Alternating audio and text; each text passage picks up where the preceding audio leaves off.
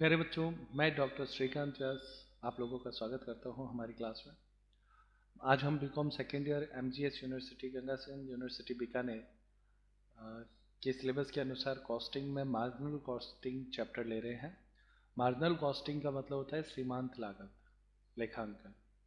सीमांत लागत लेखांकन क्या चीज़ है, इसको समझने से पहले हमें समझना चाहिए कि कॉस्ट कितने तरह की होती है। तो प्यारे बच्चों, मुख्य रूप से कॉस्ट के दो पार्ट हम यहाँ पे आज समझ रहे हैं। वैसे बहुत तरीके से आप इसको डिफाइन कर सकते हैं, पर नटशेल आप ये समझ सकते हैं कि कॉस्ट दो तरह की होती है, फिक्स्ड कॉस्ट और variable cost. As a nature of change के आधार पर देखें। फिक्स्ड कॉस्ट क्या है? वह लागत जो स्थिर है, वो फिक्स है। और वह लागत वेरिएबल कॉस्ट क्या है? वह लागत जो चेंज होती है। क्लियर? तो अब इसको हमने डिफाइन यहाँ पे किया। फिक्स कॉस्ट में हमने लिखा है जो कॉस्ट प्रोडक्शन से चेंज न हो, यानी ऐसी कॉस्ट जिस पर प्रोडक्शन बढ़े या घटे उससे कोई प्रभाव नहीं पड़ता हो, वो फिक्स कॉस्ट कहलाती है। ठीक है, जैसे मान लो आप लोगों के फैक्ट्री की रेंट है, तो फैक्ट्री की रेंट जो है वो चाहे उसमें उत्पादन हो या ना हो, पर किराया तो लगेगा। तो इस तरह की नेचर का कोई भी खर्चा जिसका संबंध उत्पादन से नहीं हो, वो फिक्स कॉस्ट कहलाता है। क्लियर? फिर आता है वेरिएबल कॉस्ट। क्या है? तो जो कॉस्ट प्रोडक्शन से चेंज होती हो, यानी प्रोडक्शन यदि कम होता है तो कॉस्ट कम होती है, और यदि प्रोडक्शन अधिक होता है तो कॉस्ट अधिक होती है। तो जो चेंज होती है प्रोडक्शन के अनुसार, उसको वेरिएबल कॉस्ट कहते हैं। तो ये कॉस्ट के मूल दो भाव हुए। अब यहाँ पे हम पढ़ रहे हैं मार्जिनल कॉस्टिंग। तो प्यारे बच्चों, मार्जिनल कॉस्टिंग वेरिएबल कॉस्ट का ही एक नाम है। उत्पादन में जितनी भी वेरिएबल कॉस्ट लगती है, उन सब का जो कंबाइंड नेम है उसको हम मार्जिनल कॉस्ट या सीमांत लागत कहते हैं। इसको हम एक परिभाषा से भी समझ सकते हैं। मार्जिनल कॉस्ट, सीमांत लागत, इसमें आप डेफिनेशन ध्यान से सुने। उत्पादन में यानी प्रोडक्शन में एक यूनिट बढ़ाने से, अगर हम प्रोडक्शन मान लो जितनी भी यूनिट बना रहे थे उसमें एक यूनिट बढ़ाते हैं केवल, तो लागत में जो परिवर्तन होता है उसे मार्जिनल कॉस्ट कहते हैं। तो लागत में जो चेंज हुआ, कॉस्ट जो बदली, उसको हम मार्जिनल कॉस्ट कहेंगे। कैसे? ये देखो, जैसे अगर आप 100 यूनिट बनाते हो और उसकी कॉस्ट 1000 रुपये है। क्लियर? अब आप क्या करते हो, 100 यूनिट से केवल एक यूनिट बढ़ाते हो, यानी 101 यूनिट बनाते हो, तो उसकी कॉस्ट 1005 रुपये हो जाती है। आप देखो कितने रुपए बढ़ी? 5 रुपये। तो ये 5 रुपये जो है वो मार्जिनल कॉस्ट है। बस इतनी सी चीज़ है प्यारे बच्चों, इसके अलावा मार्जिनल कॉस्ट की कोई बड़ी परिभाषा नहीं है। इसी तरह से 101 से आप अगर 102 यूनिट बनाते हो तो आपकी कॉस्ट 1010 हो जाएगी, यानी 5 रुपये और बढ़ जाएगी। तो मार्जिनल कॉस्ट पर यूनिट कितना हो गया? 5 रुपये पर यूनिट हो गया। यानी जो उत्पादन के बढ़ने से बढ़ती है वो कॉस्ट मार्जिनल कॉस्ट या वेरिएबल कॉस्ट होती है। मैं उम्मीद करता हूँ आपको मार्जिनल कॉस्ट का कंसेप्ट इस एग्जाम्पल से और इस डेफिनेशन से समझ में आ गया होगा। आप इसको एक बार ध्यान से वापस सुन लेगा वीडियो को। अब हम इसमें देखते हैं कॉस्ट, वॉल्यूम, प्रॉफिट। कॉस्ट मतलब होता है लागत, वॉल्यूम मतलब होता है सेल्स यूनिट, और प्रॉफिट, इन तीनों का जो कॉम्बिनेशन होता है उसको कॉस्ट, वॉल्यूम, प्रॉफिट कहते हैं। और इसका एक नाम और है ब्रेक इवन एनालिसिस। ओके, और इसी का एक और नाम है मार्जिनल कॉस्टिंग। यानी आपको ये इन तीनों नामों में से किसी भी नाम से ये चैप्टर आपकी बुक में मिल सकता है। आपकी बुक में ये हो सकता है, चाहे इसे कॉस्ट, वॉल्यूम, प्रॉफिट कह दे, चाहे इसे ब्रेक इवन एनालिसिस कह दे, चाहे इसे मार्जिनल कॉस्टिंग कह दे। तो चूंकि अभी हम इसको मार्जिनल कॉस्टिंग के नाम से पढ़ रहे हैं, अन्य बुक में इसका नाम कुछ भी हो सकता है, पर चैप्टर ये ही रहना है। तो ये तीनों नाम आप लोग इस पर ध्यान रखें। अब आप इस स्टेटमेंट को देखें, इसमें हमने मार्जिनल कॉस्टिंग को पूरा रखा हुआ है। मार्जिनल कॉस्ट स्टेटमेंट क्या होता है? सबसे पहले आपको लिखना होता है सेल्स। ओके, सेल्स का सिंबल क्या है? एस। तो सेल्स 50,000 रुपये आपने करी, less variable cost. Variable cost को हम सिंबल क्या देते हैं? वी देते हैं। तो वेरिएबल कॉस्ट आपकी हो गई 30,000। तो सेल्स में से वेरिएबल कॉस्ट आप जब घटा देते हैं, तो घटाने पर जो आता है उसको हम कंट्रीब्यूशन, सी कहते हैं। क्या बोलते हैं? कंट्रीब्यूशन। इसका हिंदी नाम होता है अंशदान। क्या बोलते हैं इसको, अंशदान, कंट्रीब्यूशन बोलते हैं। तो कंट्रीब्यूशन आया 20,000। इस 20,000 में से आप फिक्स कॉस्ट जिसको हम एफ कहते हैं वो घटा देते हैं। तो 20,000 में से 12,000 फिक्स कॉस्ट घटाया तो प्रॉफिट कितना आ गया, 8,000 रुपये आ गया। ये जो स्टेटमेंट है ये मार्जिनल कॉस्ट स्टेटमेंट कहलाता है, ये भी आप लोगों को ध्यान में रखना है। मार्जिनल कॉस्ट की विशेषता यही होती है कि वो वेरिएबल कॉस्ट को अलग करता है, फिक्स कॉस्ट को अलग करता है, प्रॉफिट को अलग करता है और एक अंशदान कंट्रीब्यूशन और कैलकुलेट करने के लिए कहता है। अब कंट्रीब्यूशन की कैलकुलेशन कैसे होती है वो हम अभी देखते हैं आगे। अब आप ये 7 फॉर्मूले छोटे छोटे लिखे हुए हैं उनको देखना है, पर उससे पहले आप इनके फुल नेम देख लो। कंट्रीब्यूशन का मतलब सी होता है, मैंने कहा कि 8 रुपये है, क्लियर। सेल्स का मतलब एस होता है यानी 10 रुपये है। फिक्स कॉस्ट यानी एफ यानी 4 रुपये। ये जो मैं ले रहा हूँ वो एग्जाम्पल के रूप में ले रहा हूँ, है ना बेटा, फिक्स नहीं है। उसके बाद में वेरिएबल कॉस्ट 2 रुपये और प्रॉफिट 4 रुपये, ये कॉम्बिनेशन है। अब आप ये छोटे छोटे 7 फॉर्मूले हमने यहाँ पे देखो लिखे हुए हैं। सबसे पहले कंट्रीब्यूशन का फॉर्मूला क्या होता है, कंट्रीब्यूशन को सी बोलते हैं। C is equal to S minus V, यानी कंट्रीब्यूशन का फॉर्मूला हुआ सेल्स में से वेरिएबल कॉस्ट घटाओ। तो अब देखो सेल्स हमने लिया हुआ है 10 रुपये, ये रहा, माइनस वेरिएबल कॉस्ट 2 रुपये, ये रहा, तो घटाने पर कंट्रीब्यूशन कितना आया, 8 रुपये। ये इतना ही सवाल है, इतने छोटे छोटे पॉइंट आपको ध्यान रखने हैं। एक और कंट्रीब्यूशन का एक और फॉर्मूला होता है एफ प्लस पी, यानी फिक्स कॉस्ट और प्रॉफिट दोनों को जोड़ दें तो वो आपके कंट्रीब्यूशन होगा। तो एफ देखो 4 रुपये और पी कितना है, 4 रुपये, तो 4 + 4 = 8। आप देखिए दोनों ही तरीके से कंट्रीब्यूशन का आंसर सेम आता है, इसीलिए कंट्रीब्यूशन का फॉर्मूला होता है एस माइनस वी या एफ प्लस पी। याद रखना है बिल्कुल अच्छे तरीके से। अब आता है सेल्स का फॉर्मूला।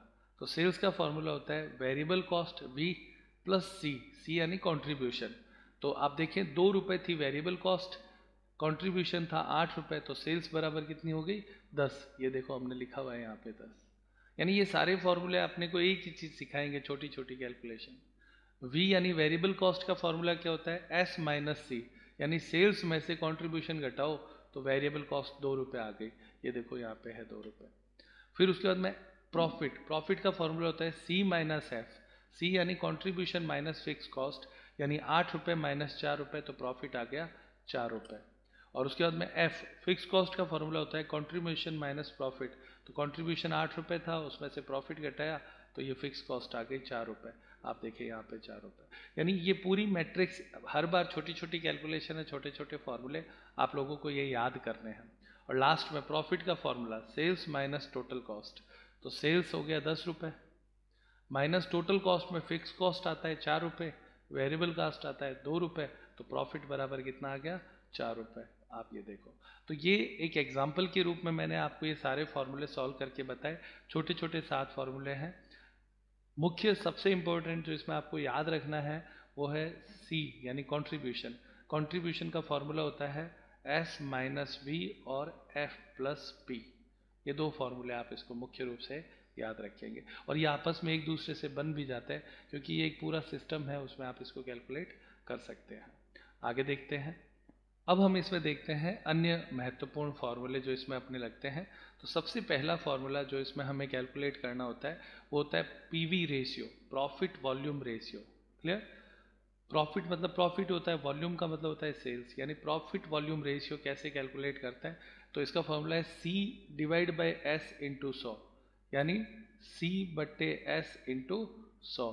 ये आपका पीवी रेशियो का फॉर्मूला हो गया। सी यानी कंट्रीब्यूशन अपॉन सेल्स इंटू 100 करेंगे तो पीवी रेशियो आ जाएगा, प्रॉफिट और आपके सेल्स का रेशियो।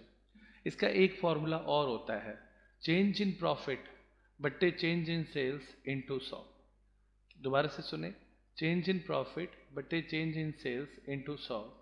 और ये फॉर्मूला कब अप्लाई होगा, नोट करें इसको, जब 2 अवधियां दी गई हों, यानी 2 जैसे लिखा हो 6-6 महीने के प्रॉफिट, 6-6 महीने के सेल्स दे रखी है, या 2016-2017 के प्रॉफिट और सेल्स दे रखे, तो 2-2 पीरियड के दे रखे होंगे ना। तो जो जब 2 पीरियड का दे रखा हो, अवधियों का मतलब क्या है, पीरियड, तो 2 पीरियड के लिए दे रखा हो तो फॉर्मूला पीवी रेशियो का क्या लगेगा, चेंज इन प्रॉफिट बटे change in sales into 100।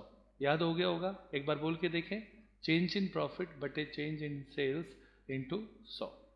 Note क्या करना है, वो कहता है whether PV ratio is calculate for 1 unit और more it will remain same.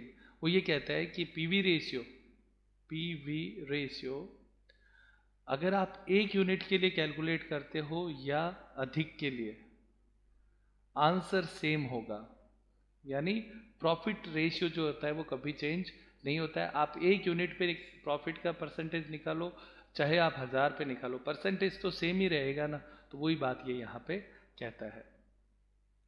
अगली कैलकुलेशन हमारी सेकंड आती है ब्रेक इवन पॉइंट, बीईपी।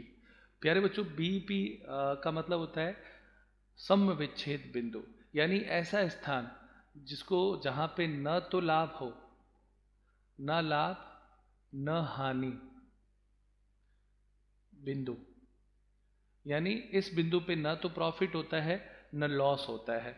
तो अगर आपसे मान लो कोई प्रश्न है, एक फैक्ट्री में ये पूछा गया कि भाई मुझे कितनी यूनिट बेचनी चाहिए ताकि ना तो मुझे लाभ हो ना हानि हो, तो ये बीईपी होता है, ब्रेक इवन पॉइंट। न लाभ न हानि बिंदु कैलकुलेट करना।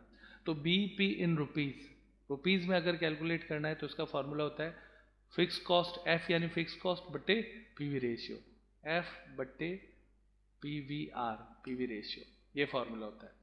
बीईपी इन रुपीज एक और फॉर्मूला होता है, क्या होता है, सेल्स माइनस एमएस। एमएस का मतलब होता है मार्जिन ऑफ सेफ्टी, इसका फॉर्मूला हम अभी आके देखेंगे। तो ये फॉर्मूला होता है सेल्स माइनस एमएस। थर्ड, अगर आपको ये यूनिट्स में कैलकुलेट करना हो तो इसका फॉर्मूला होता है एफ बटे सी per unit.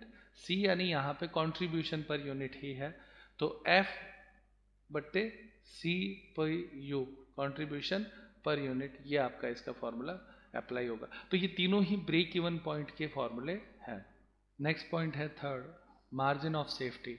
Margin of safety का मतलब देखो यहाँ पे इस फॉर्मूले में स्पष्ट क्लियर है, मार्जिन ऑफ सेफ्टी यानी सुरक्षा सीमा, इसका हिंदी नाम क्या है, सुरक्षा सीमा, मार्जिन ऑफ सेफ्टी।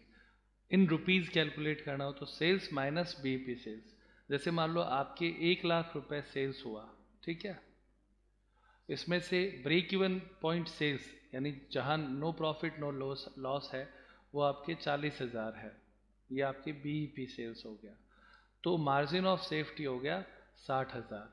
तो अब आप समझ गए होंगे कि जब आपके नो प्रॉफिट नो लॉस का पॉइंट आ जाता है तो उससे ऊपर जितनी भी सेल्स होती है उसे मार्जिन ऑफ सेफ्टी कहा जाता है। ऑब्वियस है, इसके शब्द में स्पष्ट है, मार्जिन ऑफ सेफ्टी का मतलब वो प्रॉफिट जो कि अधिक है।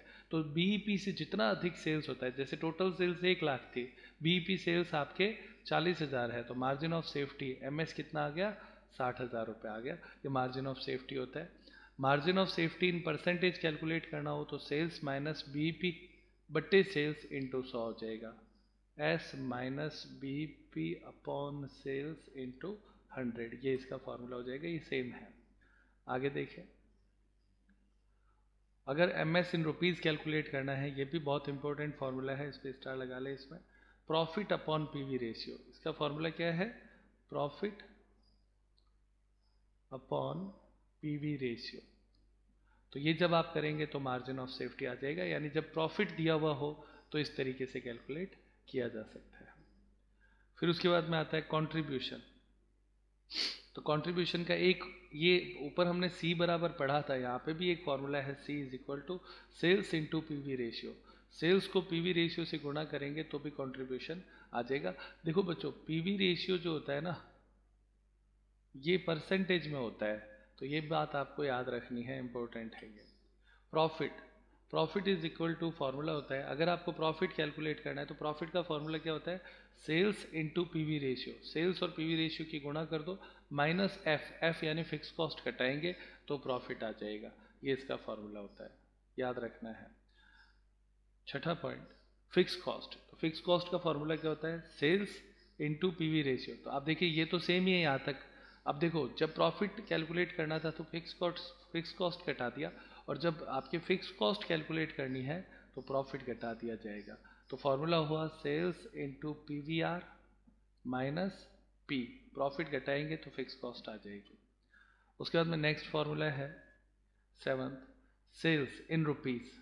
बच्चों ये जो सेल्स इन रुपीज़ है ना, वो तब होगी जब डिजायर्ड प्रॉफिट दिया हुआ हो। प्रश्न में ऐसा लिखा हुआ होगा कि 50,000 रुपये का लाभ कमाना है तो उसके लिए कितनी सेल्स करनी चाहिए, तो ये उसके लिए फॉर्मूला है। इसका फॉर्मूला है fix cost plus desired profit DP upon PV ratio. ये आपके इसका फॉर्मूला होता है अगर रुपीज़ में कैलकुलेट करना है तो। अगर आपको यही चीज़ यूनिट में कैलकुलेट करनी है कि कितनी यूनिट बेची जाए, तो इसमें बट्टे में बस चेंज हो जाएगा, कॉस्ट कंट्रीब्यूशन पर यूनिट आ जाएगा, सी पर यूनिट यानी कंट्रीब्यूशन पर यूनिट आ जाएगा। तो फॉर्मूला सेम है, fix cost plus desired profit upon C P U, contribution per unit. Next 8th number point, sales for additional expenses. तो sales for additional expenses का formula होता है additional expenses upon PV ratio. इसका मतलब ये है कि यदि मान लो कहता है कि भाई हमारे 50,000 रुपये एक्स्ट्रा विज्ञापन के खर्च हो गए, तो उसके लिए कितनी सेल्स करनी पड़ेगी, तो एक्स्ट्रा खर्च के लिए, एक्स्ट्रा सेल्स के लिए ये फॉर्मूला है। तो उसका फॉर्मूला है additional expenses upon PV ratio. तो ये भी आपके हो जाएगा। आगे note, formula of unit will be applied for sales if existing profit is required. ये जो ऊपर जो सेल्स का फॉर्मूला है ना, वो तब होगा जब आपके प्रॉफिट दे रखा हो, एग्जिस्टिंग प्रॉफिट रिक्वायर्ड। जैसे मान लो इसमें कहता है कि भाई 40,000 रुपये का प्रॉफिट कमाना है, तो 40,000 रुपये के प्रॉफिट कमाने के लिए आप लोगों को जो फॉर्मूला लगाना है, तो वो कहता है कि सेल्स, ये जो ऊपर वाला फॉर्मूला था वो लगेगा। कौन सा? Formula of unit will be applied, clear. और if percentage profit on sales is required, यानी अगर ये कहा हो 10% ऑन सेल्स, यानी आपको प्रॉफिट कितना चाहिए, 10% ऑन सेल्स चाहिए, तो ऐसी स्थिति में आपको रुपीज़ वाला फॉर्मूला आपको काम में लेना है। ये जब हम सवाल करेंगे तो बेहतर समझ में आ जाएगा, पर एक ध्यान में रखने की बात है कि सेल्स में हमारे पास दो फॉर्मूले यहाँ पे है। देखो, एक रुपीज़ का है और एक यूनिट का है। तो वो कहता है कि यदि रुपीज़ में दे रखा हो तो आप यूनिट ये वाला फॉर्मूला यूज़ कर सकते हैं, और यदि परसेंटेज में दे रखा हो तो ये वाला फॉर्मूला यूज़ कर सकते हैं। तो ये बाद में हम बहुत अच्छे तरीके से समझ लेंगे। और अब हम आते हैं लास्ट पॉइंट पे। लास्ट फॉर्मूला है 9 number, selling price for given BEP. तो उसका formula fix cost upon BEP plus variable cost. ये प्रश्न क्या है, एक बार इसको समझो। Selling price for given BEP, यानी प्रश्न में ये लिखा होगा 10,000 यूनिट पर बीईपी लाना हो तो बताओ सेलिंग प्राइस क्या होगी। तो अपने को सेलिंग प्राइस पूछेगा, तो सेलिंग प्राइस का फॉर्मूला है फिक्स कॉस्ट बट्टे बीईपी यूनिट जो अपने को गिवन है, ठीक है ना, plus variable cost per unit. तो इसको एफ बट्टे BEP plus variable cost per unit, ये जब हम करेंगे तो सेलिंग प्राइस आ जाएगी, वो आ जाएगी सेलिंग प्राइस पर यूनिट। ये इतने ही फॉर्मूले। प्यारे बच्चों, ये टोटल इतने ही फॉर्मूले हैं। आप लोगों को आज की क्लास पढ़ने के बाद में इन सबको याद करना है, ठीक है ना, याद करना है। अगर आप इसको सबको अच्छे तरीके से याद कर लेते हो नाम से समझकर, तो उसके बाद में सवाल बहुत आसान हो जाएंगे। क्योंकि प्रश्न में अपने को सीधा सीधा प्रश्न पूछेगा, मार्जिन ऑफ सेफ्टी कैलकुलेट करो, कंट्रीब्यूशन कैलकुलेट करो, फिक्स कॉस्ट कैलकुलेट करो। तो फॉर्मूला याद है, अप्लाई करना है, ये इतना ही है। तो आज की क्लास यहीं पे समाप्त करते हैं। मैं उम्मीद करता हूँ आप इसको अच्छे तरीके से 2 बार वीडियो को देखना और इसको याद करना और कॉपी में नोट भी करना, ठीक है प्यारे बच्चों। तो आज की क्लास यहीं पे समाप्त करते हैं।